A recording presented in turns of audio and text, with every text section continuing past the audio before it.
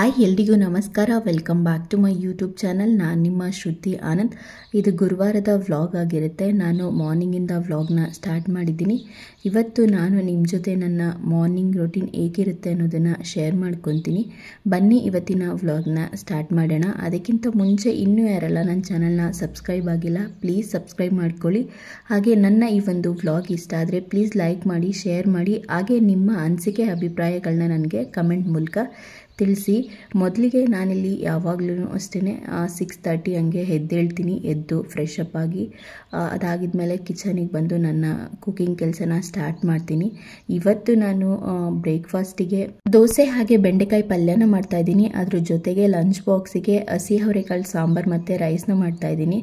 ಎರಡೂ ರೆಸಿಪಿನೂ ಕೂಡ ನಾನಿವತ್ತು ನಿಮ್ಮ ಜೊತೆ ಶೇರ್ ಮಾಡ್ಕೊತೀನಿ. ಮೊದಲಿಗೆ ನಾನಿಲ್ಲಿ ರಾತ್ರಿ ಎಲ್ಲ ಕಟ್ ಮಾಡಿ ಇಟ್ಕೊಂಡಿದ್ನಲ್ಲ ತರಕಾರಿ, ಅದನ್ನೆಲ್ಲ ಫ್ರಿಜ್ಜಿಂದ ಎತ್ತಿಟ್ಕೊಂಡಿದ್ದೀನಿ.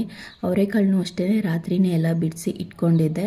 ಅದರದ್ದು ನೀಟಾಗಿ ಹಣ್ಣಾಗಿರೋ ಅವರೆಕಾಳು ಇರುತ್ತಲ್ಲ ಅದು ಮತ್ತು ಉಳುಕಿರೋದೆಲ್ಲನೂ ಸಪ್ರೇಟ್ ಮಾಡಿಕೊಂಡು ಇವಾಗ ಎತ್ತಿಟ್ಕೊಂಡಿದ್ದೀನಿ. ಇವಾಗ ಸಾಂಬಾರಿಗೆ ಪ್ರಿಪೇರ್ ಮಾಡ್ಕೊತಾ ಇದ್ದೀನಿ. ಮೊದಲಿಗೆ ನಾನಿಲ್ಲಿ ಸಾಂಬಾರು ಮಾಡೋದಕ್ಕೆ 1 ಈರುಳ್ಳಿ, 2 ಟೊಮ್ಯಾಟೊ, ದಪ್ಪದಾದರೆ 2 ಟೊಮ್ಯಾಟೊ ಸಾಕು, ಒಂದು ಸ್ವಲ್ಪ ಹುಣಸೆ ಹಣ್ಣು, ಅದ್ರ ಜೊತೆಗೆ ನಾನಿಲ್ಲಿ ಕಾಯಿ ಇರಲಿಲ್ಲ, ಅದಕ್ಕೆ ಸ್ವಲ್ಪ ಕೊಬ್ಬರಿ ತುರಿನ ಹಾಕ್ಕೊಂಡಿದ್ದೀನಿ. ನೀವು ಬೇಕಂದರೆ ಕಾಯಿನೇ ಹಾಕ್ಕೋಬೋದು, ತುಂಬ ಚೆನ್ನಾಗಿರುತ್ತೆ.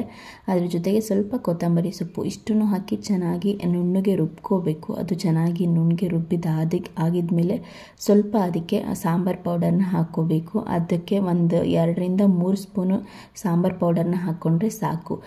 ಅದಾಗಿದ್ಮೇಲೆ ನಾನಿಲ್ಲಿ ಒಗ್ಗರಣೆಗೆ ಸಾಂಬಾರಿಗೆ ಮೊದಲಿಗೆ ನಾನಿಲ್ಲಿ ಸ್ವಲ್ಪ ಎಣ್ಣೆ, ಸಾಸಿವೆ, ಕರಿಬೇವಿನ ಸೊಪ್ಪು, ಈರುಳ್ಳಿ ಇಷ್ಟನ್ನು ಹಾಕಿ ಚೆನ್ನಾಗಿ ಫ್ರೈ ಮಾಡ್ಕೊಂಡಿದ್ದೀನಿ. ಅದಾಗಿದ್ಮೇಲೆ ಕಾಳನ್ನ ಹಾಕ್ಕೊಂಡು ಚೆನ್ನಾಗಿ ಫ್ರೈ ಮಾಡ್ಕೋಬೇಕು. ಕಾಳು ಸ್ವಲ್ಪ ಚೆನ್ನಾಗಿ ಫ್ರೈ ಆದಮೇಲೆ ಕಟ್ ಮಾಡಿ ಇಟ್ಕೊಂಡಿರೋವಂಥ ತರಕಾರಿನ ಹಾಕ್ಕೋಬೇಕು. ನಾನಿಲ್ಲಿ ತರಕಾರಿ ಇಲ್ಲದೇ ಇದ್ರೂ ಆಗುತ್ತೆ. ನಾನಿಲ್ಲಿ ಬೀನ್ಸು, ಕ್ಯಾರೆಟು, ನೂಕೋಲು ಹಾಗೆ ಆಲೂಗೆಡ್ಡೆ, ಬದನೆಕಾಯಿ ಹಾಕ್ಕೊಂಡಿದ್ದೀನಿ. ನೀವು ಬೇಕಿದ್ರೆ ಸ್ವಲ್ಪ ಆಲೂಗೆಡ್ಡೆ, ಬದನೆಕಾಯಿ ಹಾಕ್ಕೊಂಡ್ರೆ ಸಾಕು, ಸಾಂಬಾರು ಚೆನ್ನಾಗಾಗುತ್ತೆ. ಅದಾಗಿದ್ಮೇಲೆ ರುಬ್ಬಿಟ್ಕೊಂಡಿರೋ ಮಸಾಲಾನ ಹಾಕಿ ನಿಮಗೆ ಎಷ್ಟು ಸಾಂಬಾರು ಬೇಕೋ ಅಷ್ಟು ನೀರನ್ನು ಹಾಕ್ಕೋಬೇಕು. ನಾನು ಯಾವಾಗಲೂ ಅಷ್ಟೇ ಈ ಥರ ಹಾಕಿದ ತಕ್ಷಣವೇ ಲಿಡ್ನ ಕ್ಲೋಸ್ ಮಾಡಲ್ಲ. ಒಂದು ಕುದಿ ಬಂದಮೇಲೆ ಲಿಡ್ನ ಕ್ಲೋಸ್ ಮಾಡ್ತೀನಿ. ಬಿಕಾಸ್ ಆವಾಗ ಸುರಿಯಲ್ಲ ಕುಕ್ಕರ್ ಕ್ಲೋಸ್ ಮಾಡಿದ್ರು. ಹಂಗಾಗಿ ಅಷ್ಟರಲ್ಲಿ ನಾನಿಲ್ಲಿ ಸ್ವಲ್ಪ ಬೆಂಡೆಕಾಯಿನ ಫ್ರೈ ಮಾಡ್ಕೊತಾ ಇದ್ದೀನಿ. ಚೆನ್ನಾಗಿ ಬೆಂಡೆಕಾಯಿನ ಫ್ರೈ ಮಾಡ್ಕೋಬೇಕು. ಅದು ಲೋಳೆ ಏನಿರುತ್ತೆ ಅದು ಹೋಗಬೇಕಲ್ವ, ಹಾಗಾಗಿ ಅದಕ್ಕೆ ನಾನಿಲ್ಲಿ ಸ್ವಲ್ಪ ಹುಣಸೆ ರಸನ ಹಾಕ್ಕೊಂಡಿದ್ದೀನಿ. ಇದರಿಂದ ನೀಟಾಗಿ ಲೋಳೆ ಎಲ್ಲ ಹೋಗಿಬಿಡುತ್ತೆ, ಚೆನ್ನಾಗಾಗುತ್ತೆ ಪಲ್ಯ ಆವಾಗ. ನೋಡಿ, ಈ ಥರ ಸಾಂಬಾರು ಕುದಿ ಬಂದಮೇಲೆ ನಾನು ಲಿಡ್ನ ಕ್ಲೋಸ್ ಮಾಡಿ ಒಂದು 3ರಿಂದ 4 ವಿಷಲ್ ಕೂಗಿಸ್ಕೊಂಡ್ರೆ ಸಾಕು, ಚೆನ್ನಾಗಿ ಬೆಂದೋಗುತ್ತೆ. ಸೊ ಈ ಕಡೆ ಬೆಂಡೆಕಾಯಿನೂ ಕೂಡ ರೆಡಿ ಆಯಿತು. ಈ ಥರ ನೀಟಾಗಿ ಲೋಳೆ ಹೋಗೋ ಥರ ಚೆನ್ನಾಗಿ ಹುರ್ಕೋಬೇಕು. ಅದಾಗಿದ್ಮೇಲೆ ನಾನಿಲ್ಲಿ ಈರುಳ್ಳಿನ ಕಟ್ ಮಾಡ್ಕೊತಾ ಇದ್ದೀನಿ ಪಲ್ಯ ಮಾಡೋದಕ್ಕೆ. ಮೊದಲಿಗೆ ನಾನಿಲ್ಲಿ ಸ್ವಲ್ಪ ಎಣ್ಣೆ, ಅದಕ್ಕೆ ಕಡಲೆಬೇಳೆ ಸ್ವಲ್ಪ ಚೆನ್ನಾಗಿ ಫ್ರೈ ಆಗಬೇಕು. ಅದಾಗಿದ್ಮೇಲೆ ಸಾಸಿವೆ, ಕರಿಬೇವಿನ ಸೊಪ್ಪು, ಈರುಳ್ಳಿ ಇಷ್ಟನ್ನು ಹಾಕಿ ಚೆನ್ನಾಗಿ ಫ್ರೈ ಮಾಡ್ಕೋಬೇಕು. ನಾನು ನನ್ನ ಲಾಸ್ಟ್ ಮಿನಿ ವ್ಲಾಗಲ್ಲೇ ಶೇರ್ ಮಾಡ್ಕೊಂಡಿದ್ದೆ ಈ ಚಾಪಿಂಗ್ ಬೋರ್ಡ್ದು.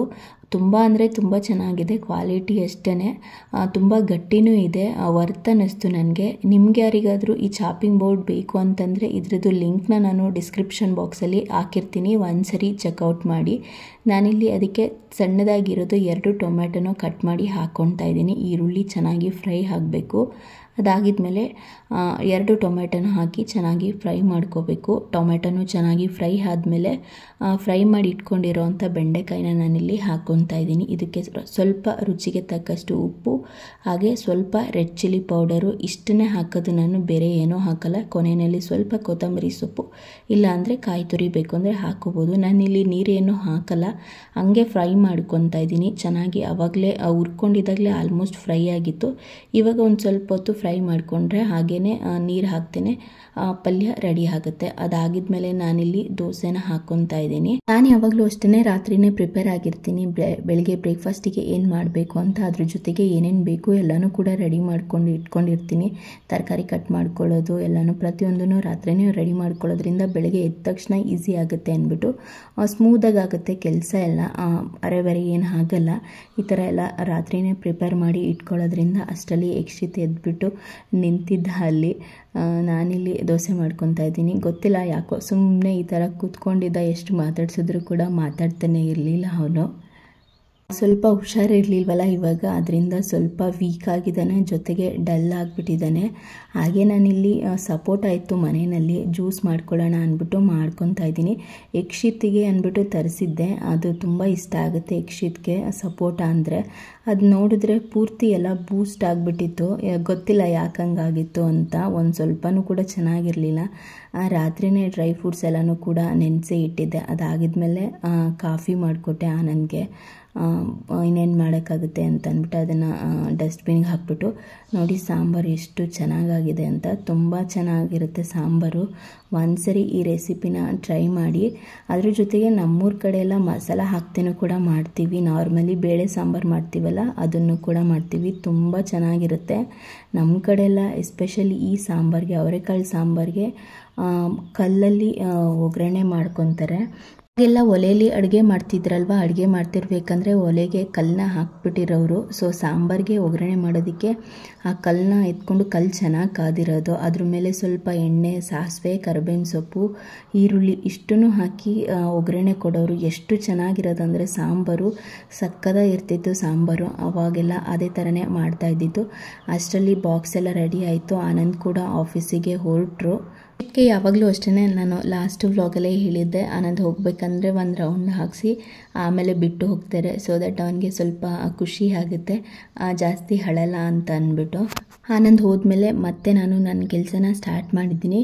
ಆವಾಗಲೇ ಕಾಫಿ ಮಾಡ್ಕೊಂಡಿದ್ನಲ್ಲ, ಕುಡ್ದಿರಲಿಲ್ಲ. ಸರಿ ಇವಾಗಾದರೂ ಕುಡಿಯೋಣ ಅಂದ್ಬಿಟ್ಟು ಅವನಿಗೆ ಸ್ವಲ್ಪ ಹಾಲು ಕುಡಿಸ್ಬಿಟ್ಟು, ಕುಡಿಯೋಲ್ಲ ಅವನು ಇವಾಗ್ಲೂ ಅಷ್ಟೇ. ಫೀಡಿಂಗ್ ಸ್ಟಾಪ್ ಮಾಡಿದ್ಮೇಲಾದರೂ ಕುಡಿತಾನ ಅಂದ್ಕೊಂಡೆ, ಬಟ್ ಇವಾಗಲೂ ಸ್ವಲ್ಪನೇ ಕುಡಿಯೋದು, ಜಾಸ್ತಿ ಕುಡಿಯೋದೇ ಇಲ್ಲ. ಎಷ್ಟು ಕುಡಿತಾನೋ ಅಷ್ಟು ಕುಡೀಲಿ, ಆಮೇಲೆ ಕುಡಿತಾನೆ ಅಂತ ಅಂದ್ಬಿಟ್ಟು ನಾನು ಫೋರ್ಸ್ ಮಾಡೋದಕ್ಕೆ ಹೋಗಲ್ಲ. ಅದಾಗಿದ್ಮೇಲೆ ನಾನು ಇಲ್ಲಿ ಕಾಫಿ ಕುಡಿತಾ ಇದ್ದೀನಿ. ನಾನು ಯಾವಾಗಲೂ ಅಷ್ಟೇ, ಕಾಫಿ ಮಾಡಿದ ತಕ್ಷಣ ನನಗೆ ಕಾಫಿ ಕುಡಿಯೋದಕ್ಕೆ ಆಗಲ್ಲ. ಕಾಫಿ ಮಾಡಿ ಇಟ್ಬಿಟ್ಟಿರ್ತೀನಿ, ಮರ್ತೇ ಹೋಗಿರ್ತೀನಿ ನಾನು ತಿಂಡಿ ಮಾಡೋ ಇದರಲ್ಲಿ. ಇವತ್ತೇ ಸ್ವಲ್ಪ ಆರಾಮಾಗಿ ಕುತ್ಕೊಂಡು ಕಾಫಿನ ಕುಡಿತಾ ಇರೋದು. ಬೇಗ ಟೈಮ್ ಆಗಿಬಿಡುತ್ತೆ, ತಿಂಡಿನ ಮಾಡಬೇಕು ಅಂತ ಅಂದ್ಬಿಟ್ಟು ಕಾಫಿನೇ ಮರ್ತುಬಿಟ್ಟಿರ್ತೀನಿ ನಾನು.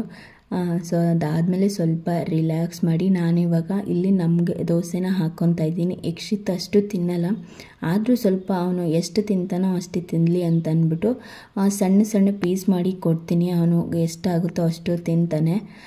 ಇಲ್ಲಿ ದೋಸೆನ ಹಾಕ್ಕೊತಾ ಇದ್ದೀನಿ ನಾನು. ನೋಡ್ತಾ ಇರ್ಬೋದು ನೀವು ಹೆಂಗೆ ಇಟ್ಕೊಂಡು ಕುಂತಿದ್ದಾನೆ ಅಂತ. ತಿನ್ನಲ್ಲ ಅವನು, ಎಷ್ಟು ತಿಂತಾನೋ ಅಷ್ಟು ತಿನ್ನಲಿ ಅಂದ್ಬಿಟ್ಟು ಕೊಟ್ಟಿರ್ತೀನಿ ನಾನು ಯಾವಾಗಲೂ ಅಷ್ಟೇ.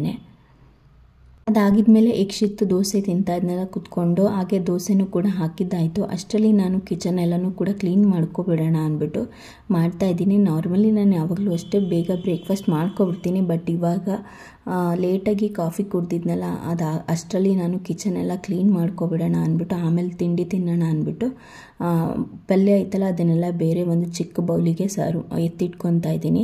ಅದಾಗಿದ್ಮೇಲೆ ಸಾಂಬಾರು ಅಷ್ಟೇ, ಪಾತ್ರೆಗಳೆಲ್ಲ ತೊಳೆದ್ಬಿಡೋಣ ಅಂದ್ಬಿಟ್ಟು ಅದನ್ನು ಅಷ್ಟೇ ಬೇರೆ ಒಂದು ಪಾತ್ರೆಗೆ ಹಾಕ್ಕೊತಾ ಇದ್ದೀನಿ.